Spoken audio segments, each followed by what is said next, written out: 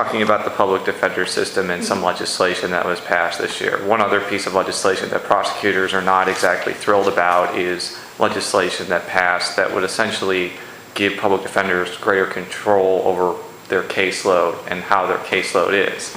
In fact, prosecutors are actively campaigning for Governor Nixon to veto that bill because they think it would actually make the justice system more tangled up in a lot of different things.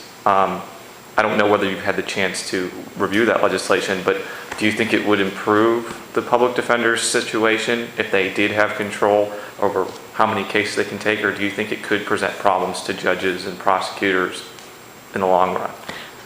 Well, I think what the legislation that's been proposed reflects, and it was previously reflected in a rule adopted by the Commission, is the need of public defenders to balance their obligation to represent criminal defendants and the obligation to move cases along in our criminal justice system with the fact that they, under the ethics rules governing them, have to offer competent representation. And at some point, those two obligations are in conflict. If they had 1,000 cases they had to do at one time, they clearly could not be competent in all 1,000 cases. If they had 50 cases to do at one time, they could be competent in those 50 cases. Where is the magic number in between where you go from incompetence to incompetence? I can't answer that, but there is a number there. And so the long-term solution is to figure out the cases in which we need public defenders, to figure out how many public defenders we need to best represent them in the system, and to increase funding.